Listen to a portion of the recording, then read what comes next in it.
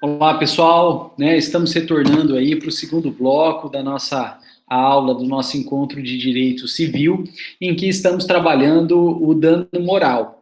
E a gente já viu que o dano moral é a violação de um direito da personalidade. E direito da personalidade é um direito inerente aos seres humanos, como a vida, a integridade física, a imagem, a honra subjetiva e a honra objetiva.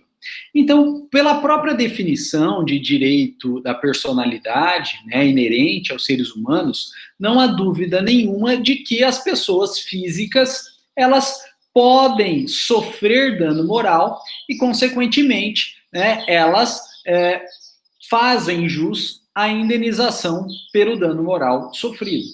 No entanto, essa ideia, esse conceito de que o dano moral é uma violação a direito da personalidade e que direito da personalidade é algo inerente aos seres humanos, gera claramente também um conflito em relação à ideia de pessoa jurídica.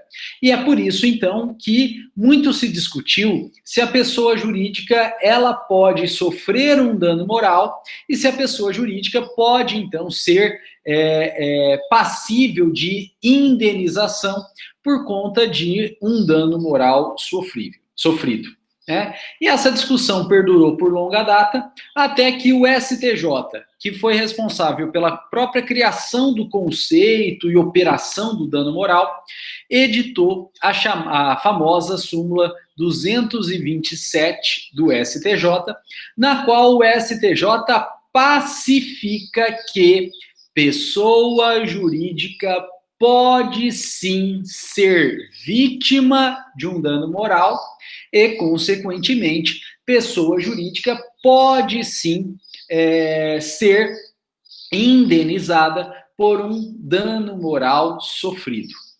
Então, hoje não há mais dúvida, hoje é pacífico, de que a pessoa jurídica, sim, é passível de sofrer dano moral e, sim, a pessoa jurídica faz jus à indenização por dano moral. No entanto, pessoal, não está expresso na súmula do STJ. Porém, quando a gente estuda os acórdãos, as decisões que levaram o STJ a se posicionar dessa forma e editar essa súmula, no sentido de que a pessoa jurídica sim, vítima de dano moral e faz jus à indenização por dano moral, nós entendemos que o STJ ele faz uma análise em concreto, e diz que a pessoa jurídica ela é passível de dano moral, contudo, apenas por violações de direitos da personalidade que são compatíveis com a sua natureza de pessoa jurídica, de pessoa artificial. O que significa dizer que o STJ ele está reconhecendo que a pessoa jurídica ela tem direitos da personalidade, mas não todos eles. Apenas aqueles que, de fato, são compatíveis com a natureza artificial da pessoa jurídica. E se, violados esses direitos da personalidade, que compatíveis à natureza artificial da pessoa jurídica, sim, há causação, causa-se dano moral e, consequentemente, há necessidade de indenização por esses danos morais. E quando, então, a gente vai analisar quais são os direitos da personalidade, a gente percebe que a pessoa jurídica não vai ter direito à vida, a pessoa jurídica não vai ter direito à integridade física. Porém, a pessoa jurídica tem sim direito à imagem. A pessoa jurídica não vai ter direito à honra subjetiva, que é o conceito que a própria pessoa tem de si própria. Como a pessoa jurídica é artificial, ela não tem consciência própria, então ela também não tem honra subjetiva, porque ela não tem conceito de si próprio. Afinal, não tem consciência. Porém, a pessoa jurídica tem sim honra objetiva. Então, como a pessoa jurídica tem imagem e tem honra objetiva, a violação da imagem da pessoa jurídica e a violação da honra objetiva da pessoa jurídica geram dano moral e, portanto, geram também indenização por dano moral, né? Então, se a gente pudesse, e olha só que pretensão, completar aí a súmula do 227 do STJ, a gente teria que colocar que a pessoa jurídica, sim, é passível de dano moral e passível de indenização por violação de direitos da personalidade que são compatíveis com a sua natureza artificial, principalmente violação à imagem e violação à honra objetiva dessa pessoa jurídica, dessa empresa, né? Então, veja que, se nós pegarmos, por exemplo, e nos utilizarmos de imagens referentes aí a logotipos, né, a títulos de estabelecimento, a marcas, a produtos de determinada empresa, principalmente com intenção aí de denegrir essa imagem da empresa, o logotipo da empresa, o nome da empresa, as marcas da empresa, os produtos da empresa, quem o fizer está causando sim dano moral à pessoa jurídica e, portanto, é passível de indenização. É sim passível de indenização. Então, se a gente pega, por exemplo, uma foto do logotipo da empresa e altera aí o logotipo da empresa com fim claro, né, de denegrir a imagem dessa empresa, a gente está assim cometendo dano moral. Por exemplo, eu pego o logotipo da empresa Apple, né, que é uma maçãzinha comida, e aí eu coloco um bigatinho saindo da maçãzinha e falo, olha, a Apple só faz produto bichado, né? A Apple só faz produto bichado. Eu publico isso, eu torno público isso, eu estou denegrindo a imagem da empresa Apple, né? Claro, com o perdão da cátedra, com a licença da cátedra aqui, é um exemplo, né? Mas eu estou denegrindo a imagem da Apple.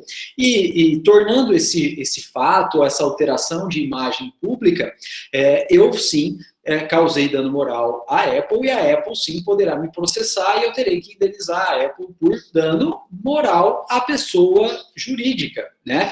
Afinal, eu fiz um uso indevido da imagem com fim de denegrir aquela determinada empresa, né?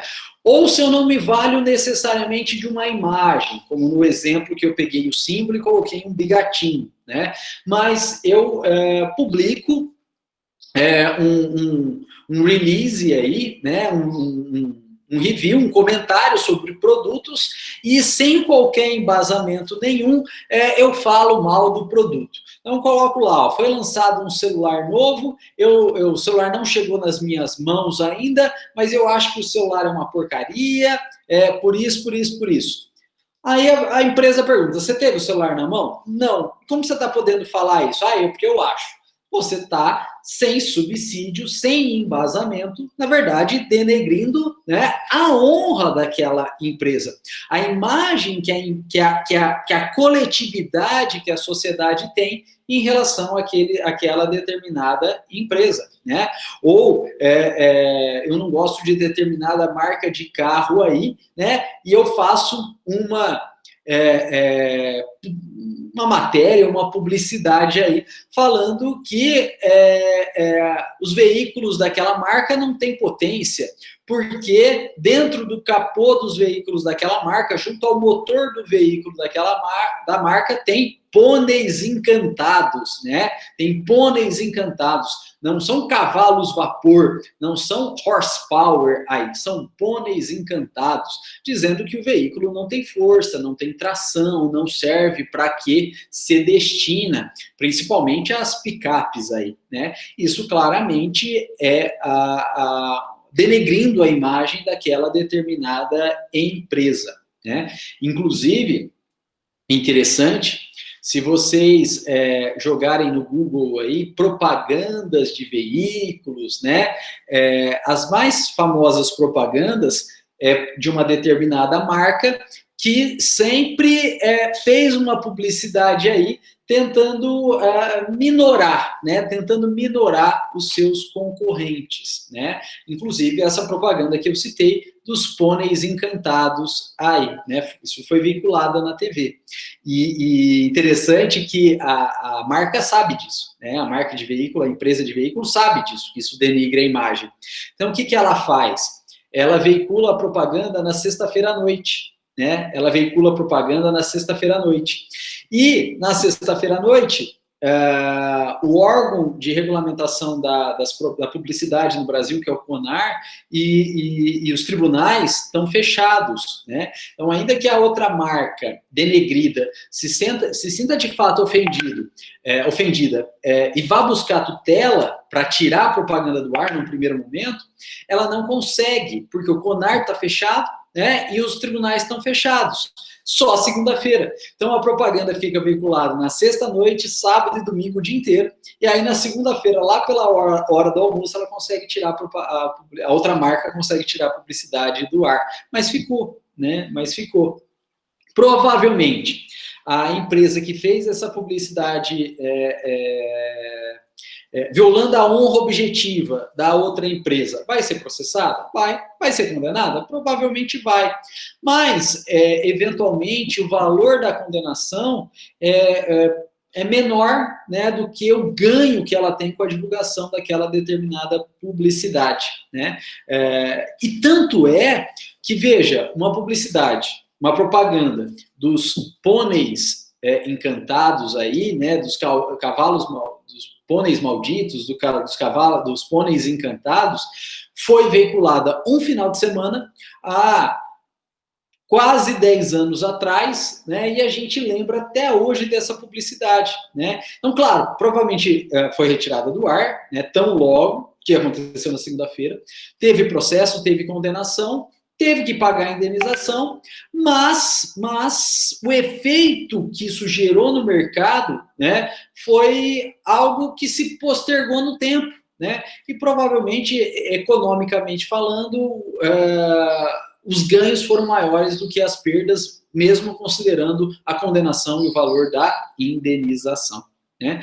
Então, claro, essa empresa foi condenada por pagamento de dano moral por violação da honra objetiva da outra empresa, né? Os cavalos malditos, os pôneis encantados aí, né? Então, sim, a pessoa jurídica ela é passível de sofrer dano moral, mas, claro, dentro daquilo que é compatível com a sua natureza artificial. Ela não vai ter proteção à vida, ela não vai ter proteção à integridade física, ela não vai ter proteção à honra subjetiva, mas a empresa vai ter, sim, proteção à imagem e à honra objetiva. O que permite a gente concluir que, para que haja violação de direito da personalidade de uma pessoa jurídica e, consequentemente, indenização por dano moral a essa pessoa jurídica, o ato desabonador ele vai ter que ser tornado sempre público. Não tem como fazer uma violação insidiosa ou uma violação subjetiva, personalíssima, interna à pessoa jurídica, né? Porque ela não tem consciência, ela não tem honra subjetiva, né? Mas se essa ofensa ou se esse fato desabonador for sim tornado público, for publicado, aí sim a violação à imagem, a violação à honra objetiva, né? E é possível, então, condenar quem o fez à indenização por danos morais a favor da pessoa jurídica. Pessoal, não vou dizer qual é o nome da montadora de veículo, mas essa montadora que fez a publicidade dos pôneis malditos costuma reiteradamente a fazer publicidade nesse sentido, né? E sempre nessa conduta, imputando um fato desabonador na sexta-feira à noite e aí na segunda está fora do ar. Mas a propaganda é tão impactante que isso permanece no imaginário popular. Mais recentemente, as montadoras alemãs de veículo começaram a fazer brincadeiras entre si. Só que não é propriamente imputação de um fato desabonador, né, é algo marcante, mas que não é propriamente desabonador, está mais para algo mais hilário, algo mais jocoso. Então, nesse caso, não teria aí dano moral, né? Por exemplo, e como é algo de brincadeira, né, não gera propriamente dano moral, eu vou falar o nome das montadoras, né? Recentemente aí, o CEO, né, o presidente da Mercedes-Benz, aposentou. E aí a BMW veiculou uma propaganda em que pegou um sósia desse presidente e colocou ele descendo de uma Mercedes para a casa dele. E aí apareceu o texto assim, a BMW parabeniza o fulano de tal pela sua aposentadoria na Mercedes-Benz. E aí o fulano de tal, o sósia, entra na casa, aí abre a porta da garagem e sai o sósia dirigindo um veículo da BMW, né? E aí a BMW coloca assim, e parabeniza também por agora poder manifestar a sua vontade ou declarar a sua preferência aí, né? E aí o sósia vai embora com o carro da BMW, né?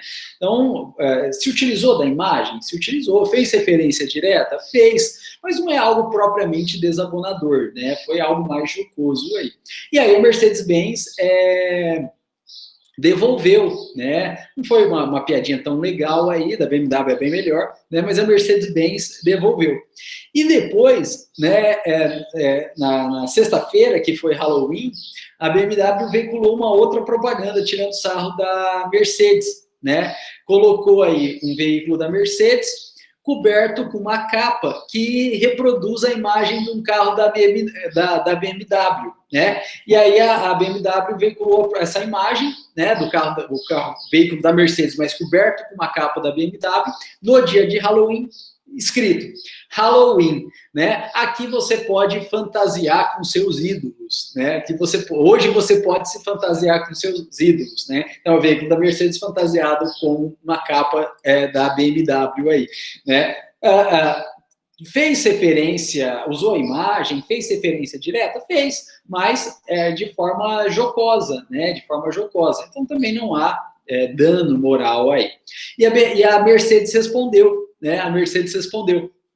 A Mercedes colocou a cara de um veículo da BMW, colocou um veículo da BMW, um protótipo, que tem uma boca, né, aquele símbolo da BMW, que são duas grades, né, uma do lado da outra, que é a boca da BMW, e muito grande, né, é um protótipo, é real, né, é um desenho realmente da BMW, só que a boca é desproporcional, né, e aí, então, a Mercedes colocou a foto do veículo com aquela boca enorme, desproporcional, assim, e escreveu Halloween embaixo, não falou mais nada, né? Dizendo que aquilo era uma fantasia, né? Que no Halloween as pessoas se enfeiam, né? As pessoas ficam mais feias, né? Alteram sua aparência aí para pior, né? E tirou o sarro aí do design da BMW, né? Também a título jocoso, né? Também a título jocoso. Então, nesses casos, em razão da intenção jocosa, né? Ser brincadeira, aí, isso não gera dano moral, né? Mas as propagandas da outra marca, que é uma marca japonesa, elas aí sim geram dano moral. Pôneis malditos, pôneis encantados, né? Isso aí, claro, gera dano moral aí. Então, a pessoa jurídica pode sim ser vítima de dano moral, né? Ou, por exemplo, divulgar aí a imagem de produtos de determinada marca alimentícia tudo bichado, né? Isso gera dano moral também, né? Um tempo atrás também as pessoas começaram a pegar lanches, né, de fast food e deixar a temperatura ambiente, né, sem colocar na geladeira e filmando direto e dizendo, olha, tem tanto conservante que nem apodrece. Isso aí é divulgação da imagem, até tem fins aí de conhecimento, né? Então isso aí não gera dano moral. Mas pegar um produto de uma marca alimentícia e divulgar tudo bichado, né? Aí sim, claro, configuraria dano moral, né? Então, como comentei respondendo a pergunta do Vinícius, tem que analisar o caso concreto, né? E tem que analisar sempre a partir da conduta qual é a possível intenção, o que a gente consegue depreender da intenção da pessoa que veicula aquela conduta, né, que realiza aquela conduta. Então, há claramente aí condutas que são jocosas, tanto é que a outra marca levou na brincadeira e respondeu, e tem condutas que claramente querem denegrir a imagem ou a honra objetiva da outra empresa, e aí sim será passível de dano moral. Bom, pessoal, com isso, então, a súmula 227 é a pacificação da matéria. A pessoa jurídica pode sim sofrer dano moral, desde que compatível com a sua natureza artificial, com violação ao direito à honra objetiva e à imagem. E com isso, então, a gente terminou a primeira parte, né, que é o estudo do conceito do dano moral, conforme ele foi moldado pelo próprio STJ, tanto para a pessoa física, para a pessoa natural, né, quanto para a pessoa jurídica ou pessoa artificial. E agora, então, a gente pode começar um outro tema do nosso estudo dentro do dano moral, que é a natureza jurídica do dano moral, ou mais propriamente, qual que é a natureza jurídica da indenização pelo dano moral. E a doutrina brasileira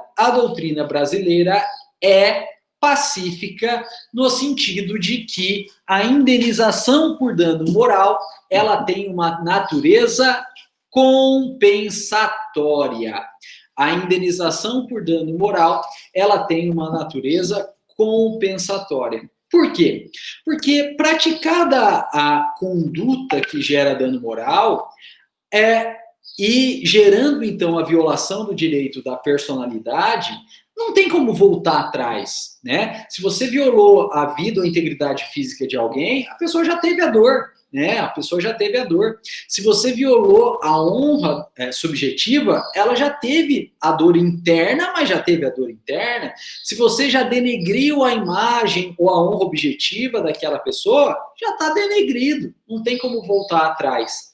Então, o dano moral, ele não tem o condão de restabelecer o status quo, voltar atrás, voltar como era antes. Então, o único jeito é compensar. Falar, já que eu não consigo voltar atrás, né? Já que eu não consigo tirar o que eu falei, já que eu não consigo apagar o que eu fiz, né?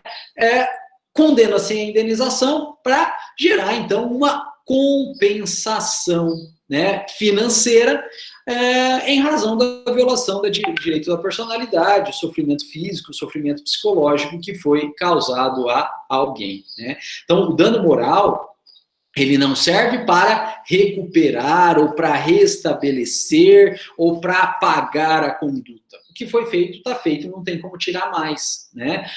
E o que foi imputado, o que foi feito sofrer, já foi, não tem como voltar atrás. Então, o que se pode fazer é pagar uma quantia em dinheiro para compensar a vítima por aquele dano moral, aquele sofrimento, né? Isso fica muito claro, pessoal, isso fica muito claro quando se pensa aí em dano moral reflexo ou por ricochete, né, em razão aí do homicídio de um ente querido, né?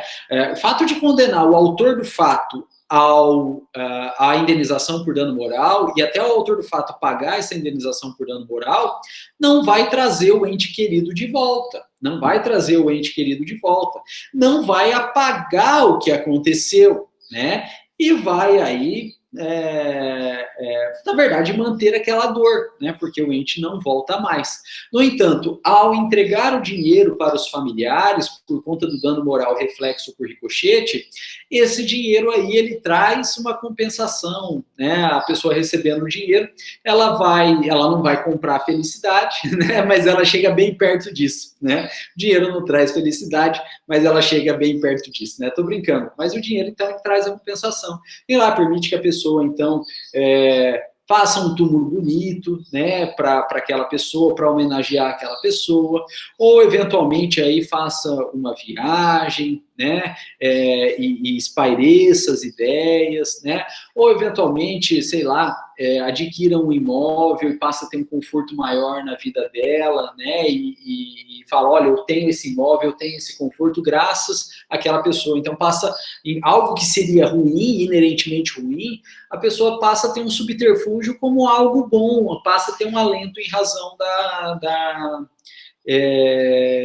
daquele fato, né? E veja que o ser humano precisa dessas pequenas coisas, e eu digo pequenas coisas porque é patrimonial, independente do valor, para ter esse alento, né? Por exemplo, na sala de jantar da casa da minha mãe, qualquer dia que for lá vai ter um vaso de flor, né? Que ela sempre coloca, né? Para, né? Homenagear aí, né, entre aspas, homenagear, mas relembrar do meu pai que faleceu, né? E ela vê a flor e aquilo é algo bonito. Então ela não esquece, ela lembra, eu não esqueço, minha irmã não esquece, a gente lembra, mas a flor é algo bom, né? Uma pequena coisa, mas é algo bom, é algo bonito. Então a gente passa a lembrar daquilo que a gente não esquece, mas não lembrar como algo ruim, lembrar como uma saudade, e a saudade é bom, né? Então, a ideia é essa, né? Uma compensação, ainda que material, ainda que seja uma pequena coisa por ser material, mas que traga um alento para aquela pessoa, né? Não vai substituir o ente querido, não vai substituir a lesão sofrida, mas torna algo bom, né? Gera um vínculo bom aí. Então, essa é a ideia do dano moral, né? Então, é patrimônio. Patrimônio não substitui ninguém. Não substitui direito da personalidade. Não, mas traz um alento, né? Essa é a ideia aí. Agora, pessoal, ainda que no Brasil, então, seja pacífico que a indenização por dano moral ele tem essa natureza compensatória, nós, aqui do Brasil, estamos começando a importar uma teoria surgida nos Estados Unidos, né? Importar uma teoria surgida nos Estados Unidos, que os americanos chamam de teoria do punitive damage, né? Teoria do punitive damage, e que a gente, ao importá-la, traduz como teoria do desestímulo, né? Teoria do desestímulo. E por essa teoria do punitive damage ou teoria do desestímulo, além da finalidade compensatória, né,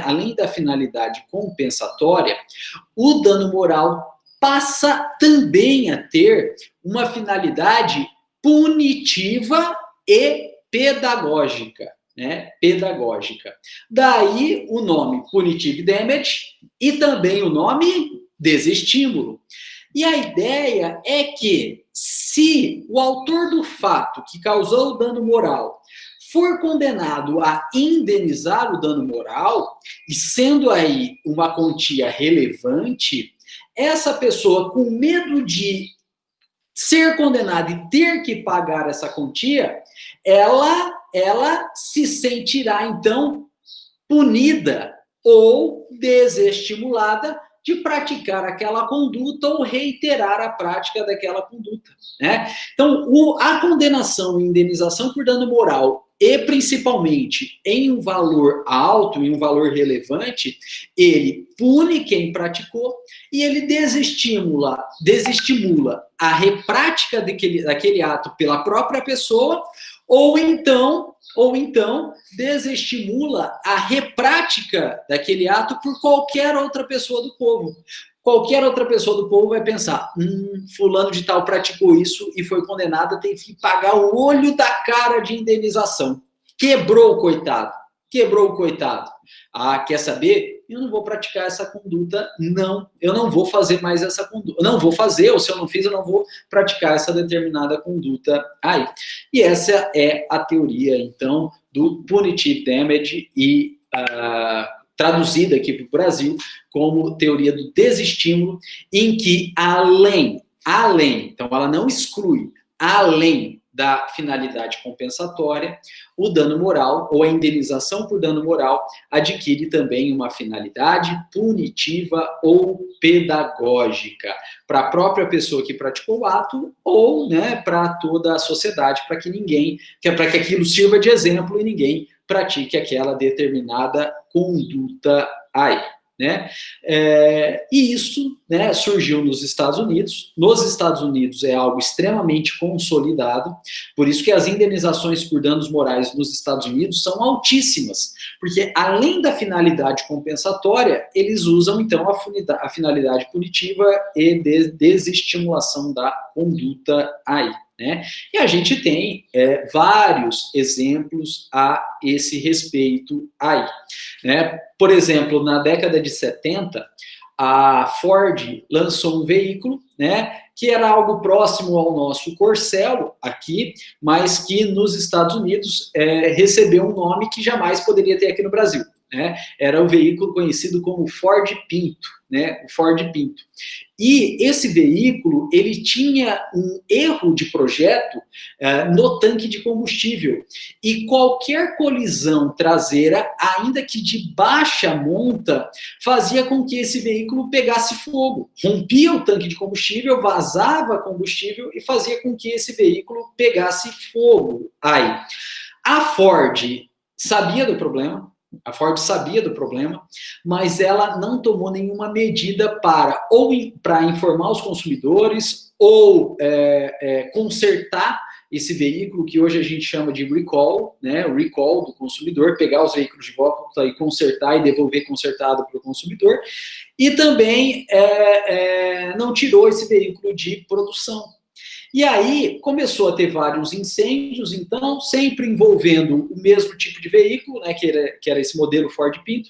E aí, então, os entes públicos começaram a falar, qualquer batida nesse carro pega fogo. Olha o tanto de incêndio que tem. Enquanto os outros veículos aí, 1% dos veículos pegam fogo, esse aqui 30%, 40%, 50% desses veículos pegam fogo.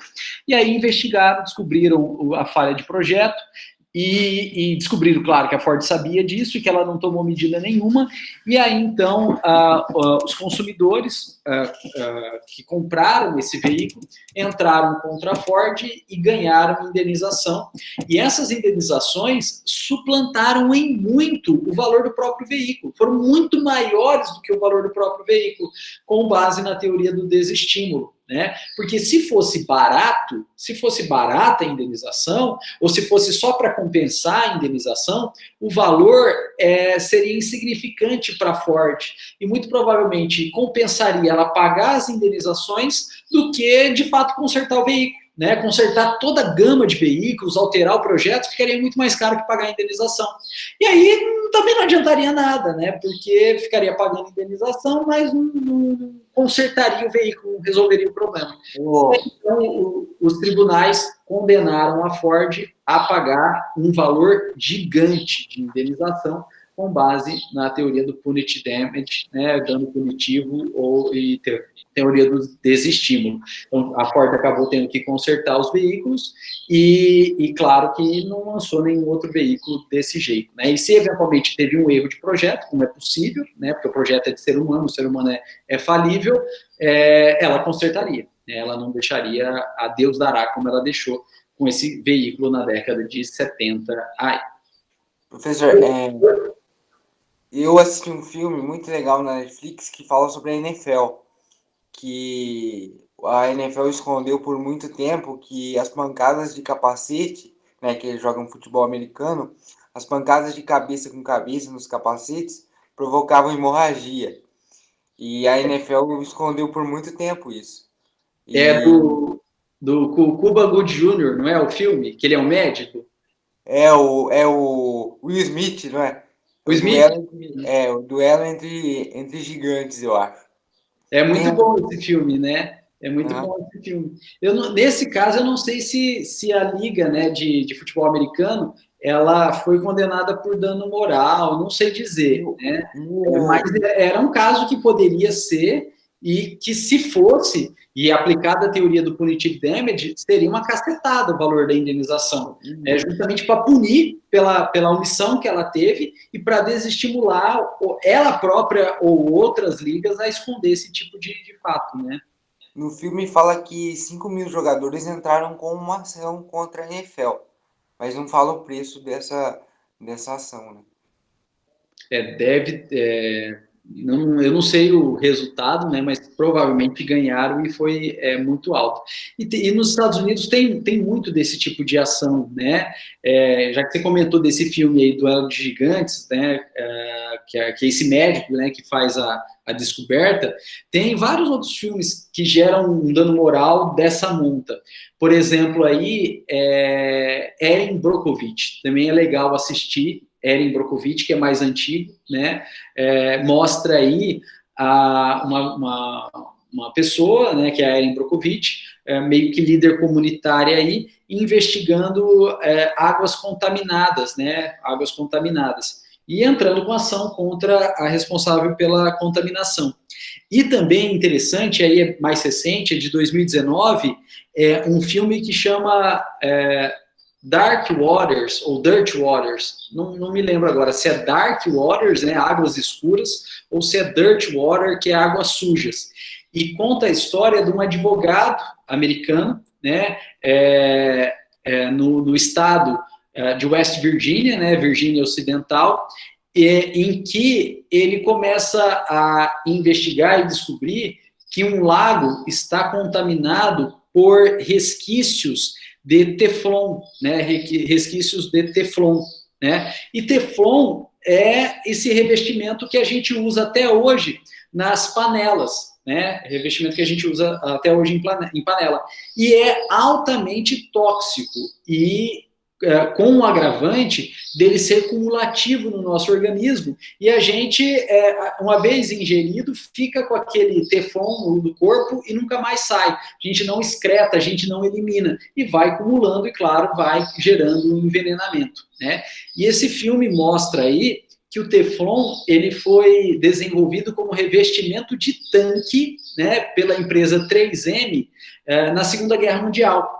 E aí descobriram, então, que ele tinha essa propriedade antiaderente e resolveram passar em panela, né, sem testar se haveria, se isso soltaria na comida, se isso, ao ser ingerido, teria algum problema ou não, né.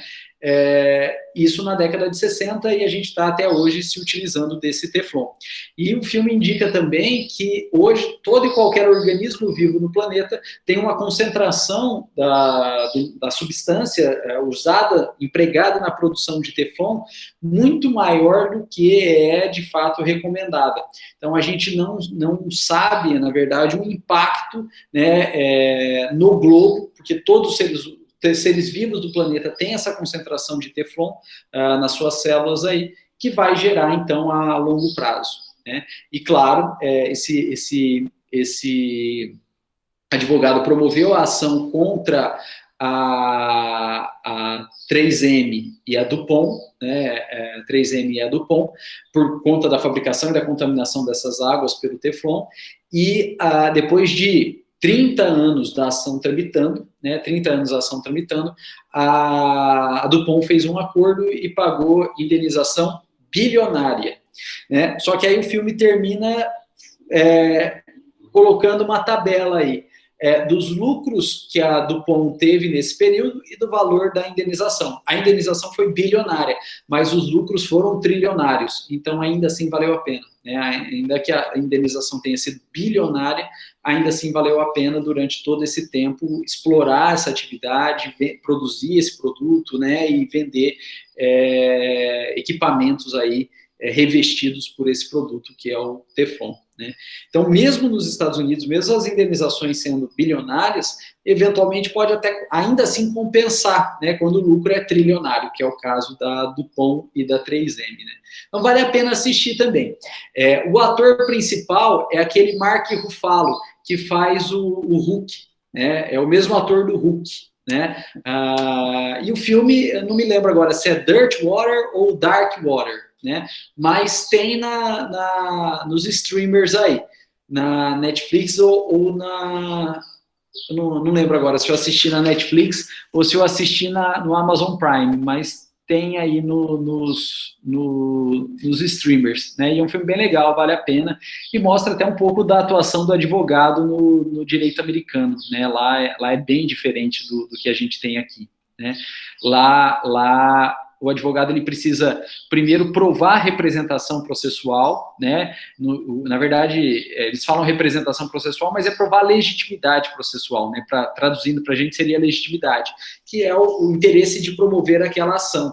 E, claro, só tem acesso aos tribunais americanos se tiver prova pré-constituída, né? Não é igual a gente aqui, que a gente entra com a ação e depois tenta provar no curso do processo. Lá, para ter direito de ação, tem que ter prova pré-constituída. Então, na verdade, existe um juízo de admissibilidade antes do próprio ajuizamento do processo, né? Ou do ajuizamento não, ajuiza, mas do próprio recebimento do processo tem um juízo prévio de admissibilidade, né? Então, eles têm uma audiência preliminar em que o júri vai verificar se tem ou não tem processo, né? Por isso que eles falam, se tem ou não tem caso, né? Para a gente é estranho, né? Porque caso para a gente é a situação fática. Então, se você tem um problema fático, você tem caso aqui no Brasil, né? Lá não. Lá, se você tem um problema fático, você tem que levar esse problema com as provas que você já tem perante o tribunal, e é o próprio tribunal que vai exercer um juízo de admissibilidade. Se tem ou não tem caso, se tem ou não tem processo. E se não tiver, extingue por ali mesmo, acabou, nem vai ter processo, nem vai movimentar o poder judiciário aí. Além de que, né, as custas processuais americanas são elevadíssimas, né? Então, o Trump aí está dizendo que vai movimentar o poder judiciário, vai entrar na Suprema Corte, vai entrar em tribunais estaduais aí para recontagem do voto. Se ele realmente for mover vários processos, pleiteando judicialmente a recontagem dos votos, ele vai pagar milhões de dólares de custas processuais, né? Lá é caríssimo, né? Lá é caríssimo as custas processuais e o ingresso perante o Poder Judiciário, né? Então, uma das formas que eles têm as duas formas que eles têm, na verdade, de coibir esse grande volume processual que a gente tem aqui no Brasil, ou as grandes aventuras processuais que a gente tem aqui no Brasil, onde tudo vira processo, são fazendo juízo de admissibilidade prévio, né, e imputando ou impondo elevadíssimas custas processuais. E com isso, né, o volume de processos, apesar deles terem uma população maior que a nossa, né, o volume de processos lá é menor que o nosso aqui, né. O próprio Poder Judiciário tem esse controle. Além de que, claro, né, lá em tese funciona um pouco melhor, né. Aqui no Brasil, se a gente for ver os grandes clientes do Poder Judiciário, é o Estado. O Estado faz um monte de cagada e aí todo mundo tem que entrar com ação contra o Estado, né? E as grandes empresas, né? Que preferem lucrar fazendo algo de errado, sabem que vai ter processo, mas às vezes ou a quantidade de processo é pequena, ou o valor que elas vão ter que pagar nos processos é pequeno, que compensa as coisas erradas que as empresas fazem. Isso gera um volume de processo, então, muito grande aqui no Brasil, afunilando tudo, atravancando o Poder Judiciário, né? Então, é um problema que a gente tem que lidar aqui. Talvez, se de fato aqui no Brasil a gente tivesse ou aplicasse realmente a teoria do punitive damage, né, ou do desestímulo, a gente conseguiria coibir esse grande volume de processos, condenando o Estado, condenando as grandes empresas a pagar valores elevados de indenização, né, a ponto de não se tornar viável economicamente a prática de coisas erradas, né, como é hoje, né? Hoje, economicamente, compensa fazer errado e na justiça, porque a justiça não vai condenar mequetrefe aí, né, coisa pequena. Eles pagam e continuam, né? Bom, pessoal, e a gente acabou divagando aqui, mas tem vários outros exemplos, né?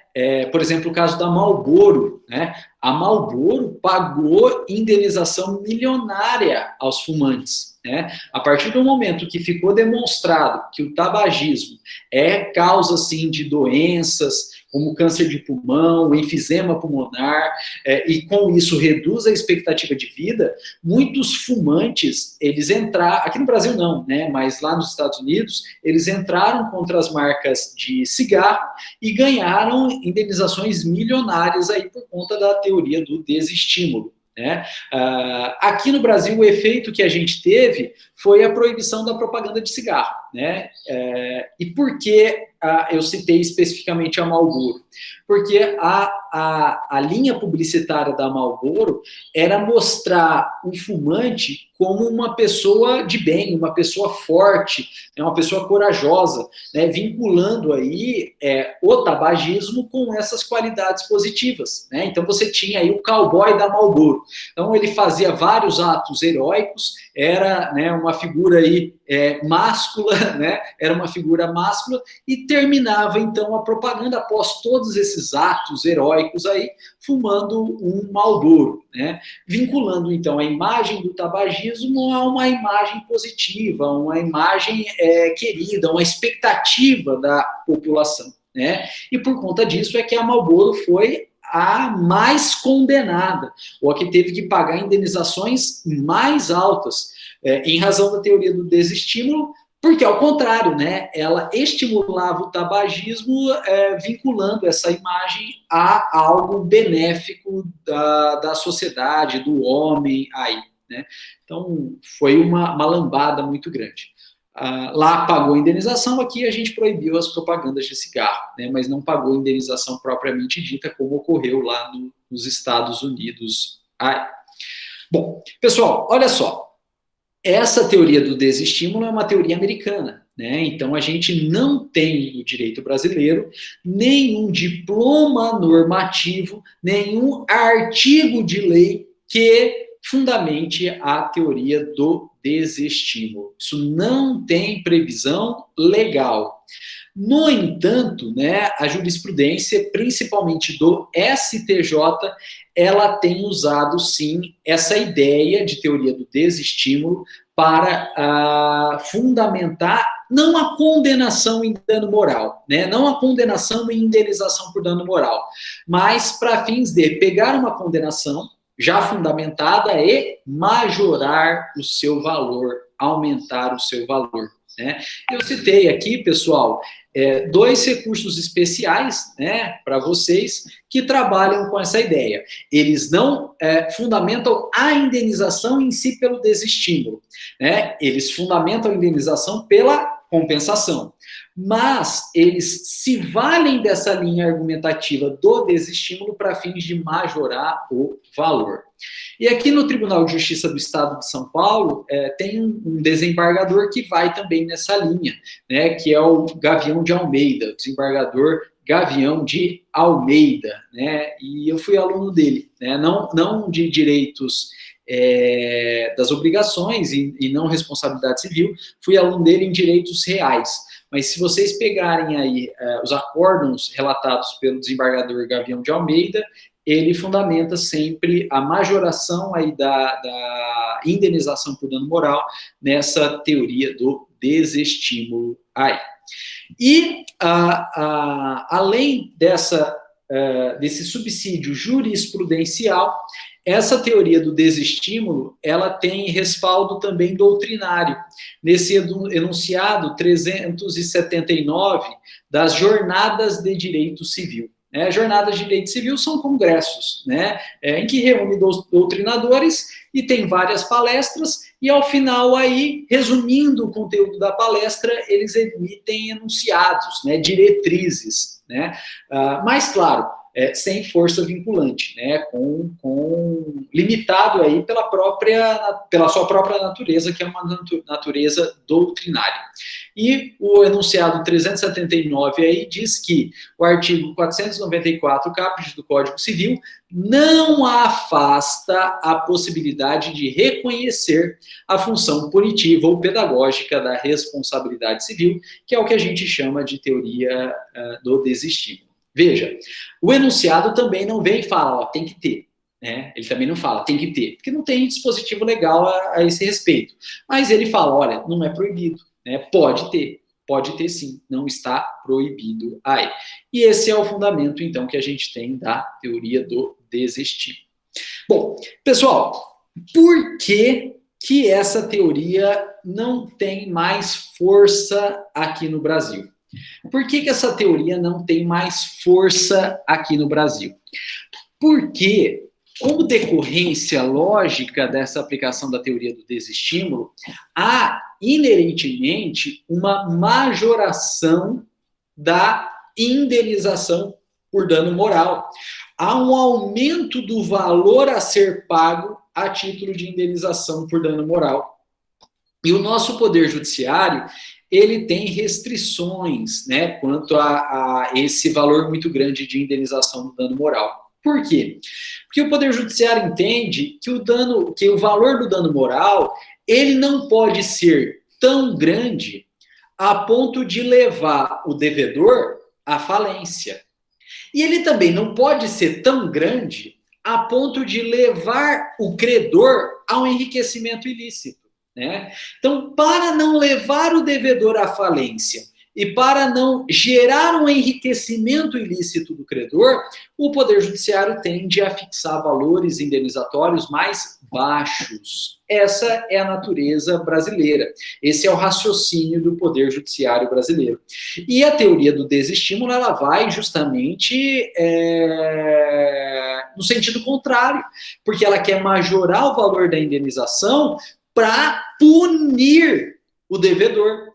Claro, não se quer levá-lo à falência, porque quebrar empresas aí não é interessante para ninguém, nem para a economia, nem para o Estado, nem para a sociedade, né? Para ninguém. A empresa gera desenvolvimento econômico, recolhe tributo, gera emprego. Então, quebrar ninguém quer, né? Mas a teoria do desestímulo dá uma cacetada na empresa e dá uma balançada na empresa. E isso se mostra, então, incompatível com os critérios que o Poder Judiciário brasileiro se vale para fixar o valor da indenização por dano moral, que é não levar a empresa, não levar o devedor à ruína e nem gerar um enriquecimento ilícito ao credor, né? Então, por isso que a teoria do desestímulo, ela acaba se mostrando incompatível aí. E veja que, da mesma forma, como não se quer levar a empresa à falência, o devedor à falência, não se quer levar o credor ao enriquecimento ilícito. Se a gente aplica a teoria do desestímulo e fixa um valor de indenização muito alto, o credor a ser indenizado, na verdade, ficou rico. Então, vale a pena para o credor sofrer dano moral. Uhul, quero sofrer dano moral. Né? Tô louco para sofrer um dano moral, porque se eu sofrer um dano moral, eu vou receber um dinheiro. E veja que, se já existe essa ideia hoje, quando as indenizações são fixadas com parcimônia, em valor baixo, o que se dirá, então, se aplicada a teoria do desestímulo, em que as indenizações serão milionárias? Aí sim, todo mundo vai querer sofrer um dano moral, né? Aí todo mundo vai querer caçar um dano moral, porque as indenizações vão ser milionárias, gerando um enriquecimento ilícito. Então, por isso que o Poder Judiciário brasileiro é um pouco refratário a essa teoria do desestímulo, porque ela gera ruína do devedor e ela gera enriquecimento ilícito do credor. Para tentar conjugar todas essas ideias, né, sopesar e conjugar todas essas ideias, existe uma doutrina que fala o seguinte: olha, o juiz, então, ao condenar a indenização por dano moral, ele condena uma parte da indenização à própria vítima, correspondendo à finalidade compensatória do dano moral, para compensar, então, a vítima pelo dano moral que ela sofreu. E aplica a teoria do desestímulo, condenando o devedor a pagar uma quantia maior, mas não para a própria vítima, para, por exemplo, uma entidade beneficente, né? E com isso, então, aumentaria o valor da condenação, desestimulando o devedor, pagaria essa indenização, mas não para a própria vítima, de modo que não se tenha aí um enriquecimento ilícito, e ao se pagar, na verdade, para um terceiro, que é uma entidade beneficente, geraria um ganho social. Por exemplo, aí, né, o Lar dos Velhinhos, a Santa Casa, né, ainda mais em tempos de Covid, é importante todo o dinheiro aí, né, então geraria um benefício social muito grande, né? Tem essa corrente aí que coteja, que sopesa e tenta conjugar todos esses elementos, né? Então, o juiz condena por dano moral, no limite compensatório à própria vítima, e acrescenta um valor de condenação a maior, mas não para a própria vítima, para uma entidade beneficente, né? Nós tivemos um exemplo aqui em Jales, né, no juizado aí, na época que uma empresa de telefonia tinha uma campanha de marketing aí de ligações ilimitadas por 25 centavos. Né? Então, você fazia uma ligação, ao fazer essa ligação, você pagava 25 centavos, e independente do tempo que você permanecesse nessa ligação, você teria pago só 25 centavos. Se ficou 1 minuto ou se ficou 3 horas, era só 25 centavos. Essa era a campanha de marketing da operadora de telefonia. Só que a operadora de telefonia era malandra, porque ela derrubava a ligação. Então, cobrava 25 centavos, em tese, poderia ficar o tempo que for, mas depois de um tempo a ligação caía e a pessoa tinha que fazer uma nova ligação pagando novo 25 centavos. E isso choveu ações contra essa operadora de telefonia aí, né? E em uma dessas ações, o doutor Fernando, juiz do juizado aqui em Jales, aplicou a teoria do punitive damage. Ele fez o seguinte, ele condenou a indenização por dano moral à vítima, que conseguiu demonstrar várias ligações seguidas em pequeno espaço de tempo entre uma e outra para o mesmo número. Pegou a conta, estava lá discriminado, várias ligações seguidas em pouco espaço de tempo para o mesmo número. E condenou, então, dano moral para essa vítima. Hoje, eu acho que não daria dano moral. Houve uma restrição muito grande também do que se entendia passível de gerar indenização por dano moral. Hoje, acho que não condenaria mais. Mas na época condenou.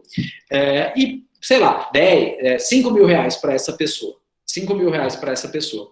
E como essa conduta da operadora de telefonia não era feita apenas a essa determinada pessoa, mas era para toda a gama de consumidores, né, que tinha chip, que tinha número daquela operadora de telefonia, o doutor Fernando entendeu que era necessário desestimular essa conduta, coibir essa conduta, e aplicou então a teoria do punitive damage, majorando a indenização para 5 milhões de reais destinados à Santa Casa de Jales. Né? Então, 5 mil reais para a própria vítima e 5 milhões de reais para a Santa Casa de Jales. E a fundamentação dele foi teoria do desestímulo, porém, para evitar enriquecimento ilícito do credor. Já pensou ele pegar 5 milhões de reais por causa de uma ligação? Né? Maravilha para ele, mas, claro, geraria enriquecimento ilícito, desvirtuaria o próprio sistema.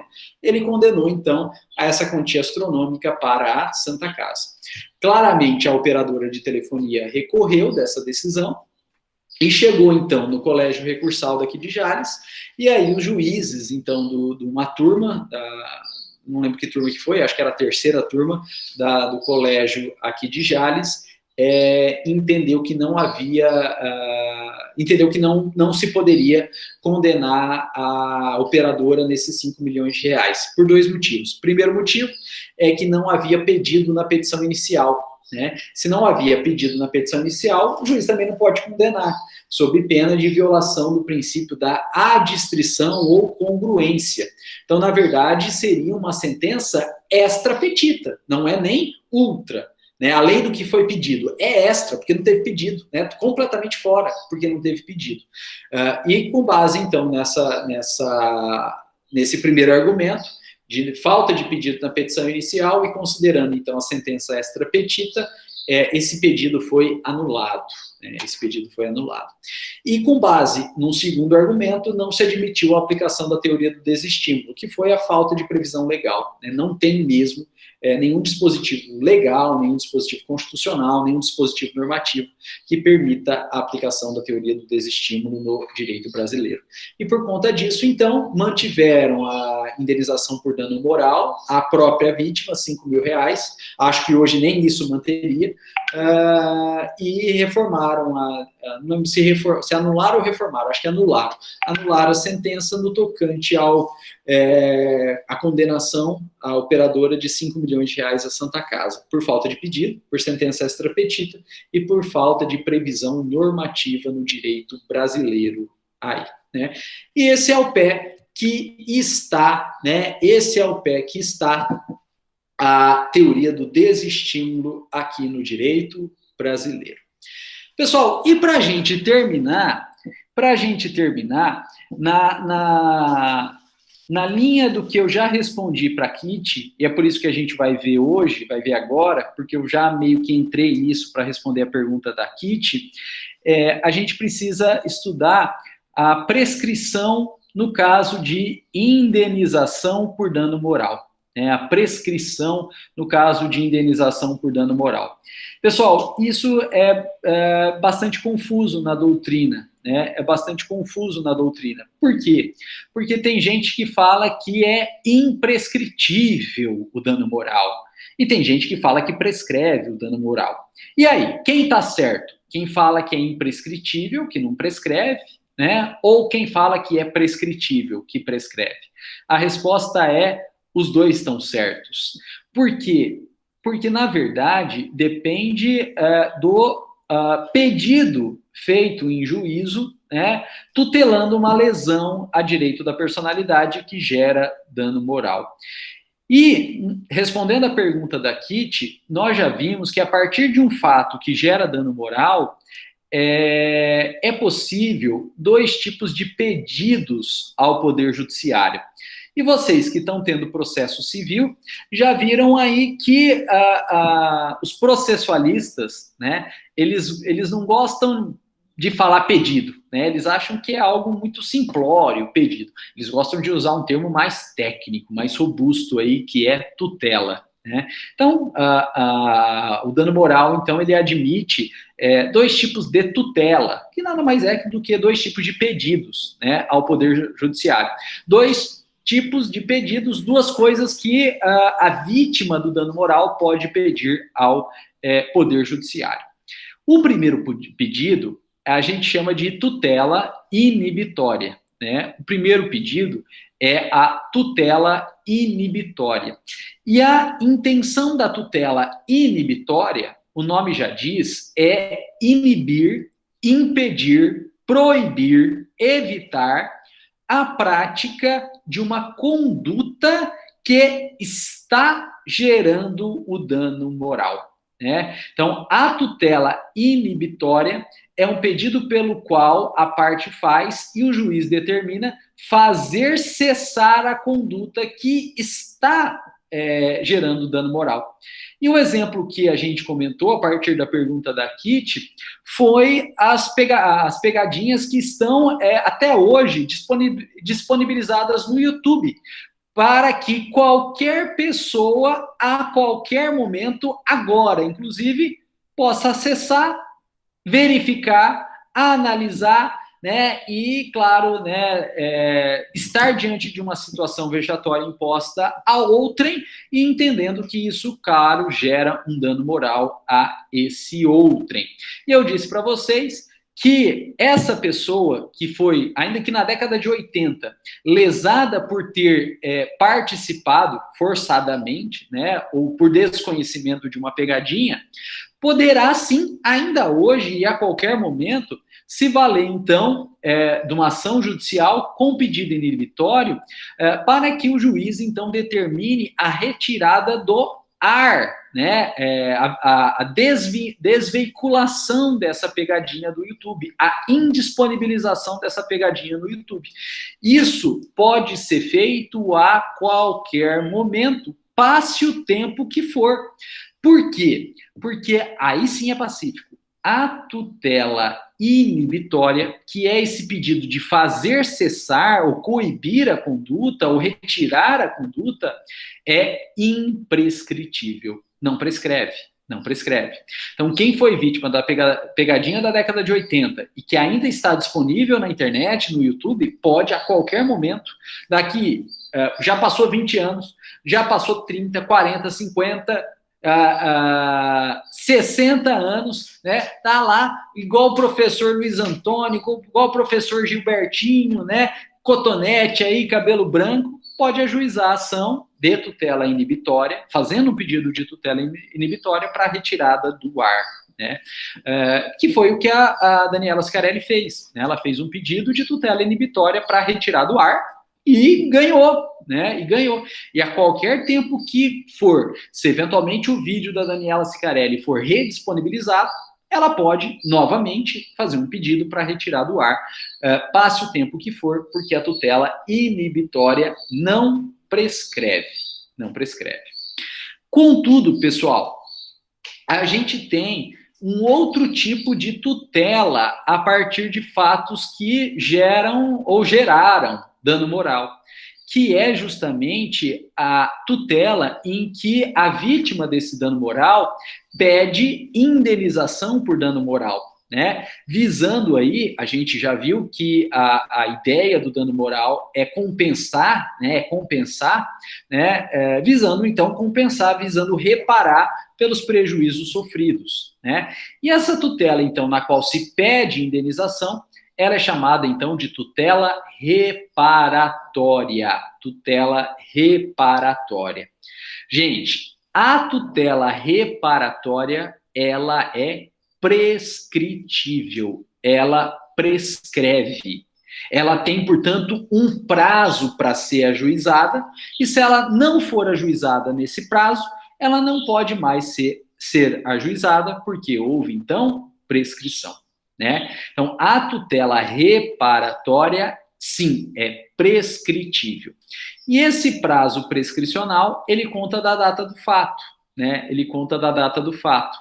E, com base aí no Código Civil e no Código de Defesa do Consumidor, a gente tem os lapsos prescricionais, a gente tem os prazos prescricionais. Olha só, se for um caso que não se aplica o Código de Defesa do Consumidor, vale a regra geral, que é o Código Civil. E aí, o dano moral, né, ou a indenização pelo dano moral, a tutela reparatória pelo dano moral, vai prescrever em 3 anos contados a partir da data do fato. Agora, se naquele caso em específico, por se tratar de fornecedor e consumidor, e por conta aí, né, da hipossuficiência do consumidor, aplicar-se o Código de Defesa do Consumidor, nesse caso, então, né, em que se tem fornecedor e consumidor, a tutela reparatória do dano moral vai prescrever no prazo de 5 anos. 5 anos. Também contado da data do fato. Também contada da data do fato. Então, veja que o pedido de indenização ou a possibilidade de receber dinheiro por conta de um dano moral prescreve. Se não aplica Código de Defesa do Consumidor, vale a regra geral, que é o Código Civil, e prescreve em 3 anos. Agora, se aplicar o Código de Defesa do Consumidor, porque é fornecedor e consumidor e hipossuficiência do consumidor, a tutela reparatória prescreve aí no prazo de 5 anos. Pessoal, e com isso, então, a gente tentou explicar essa ideia, né? Pode ser que se vocês jogarem no Google, vocês vão achar o dano moral é imprescritível, né? Jogando no Google, não, dano moral prescreve. E aí? E aí, na verdade, você tem que analisar o tipo de tutela. Se o teu pedido é tutela inibitória, que é para fazer cessar a violação, para tirar a conduta ou ato que está reiteradamente violando o direito da personalidade, causando dano moral, é imprescritível. Pode ser a qualquer tempo. Inclusive, olha que legal, a partir da pergunta do Vinícius, a gente já viu que até após a morte, né? Então, se eventualmente aí uma mídia, né, usar uma foto de um cadáver, uma situação vexatória, uma situação ruim aí, né, mesmo após a morte, é possível pedir a retirada dessa notícia, dessa foto, dessa imagem aí. Então, isso prova pra gente que não prescreve. Claro que não vai ser o morto que vai pedir, porque tá morto, mas os familiares do morto vão poder, né, fazer esse pedido, tem legitimidade ativa e interesse processual para fazer esse pedido de tutela inibitória para cessar o uso dessa imagem. Agora, o dano moral em si, no tocante à reparação do dano, que é a tutela reparatória, que é para fazer dinheiro, aí prescreve, né? Prescreve no prazo de 3 ou 5 anos, a depender de não existir ou existir relação consumerista aí. E por que, pessoal, a reparação prescreve? Simples, porque se a pessoa também demora para pedir indenização por dano moral, É porque ela não foi tão lesada assim, né? Ela não foi tão aviltada assim.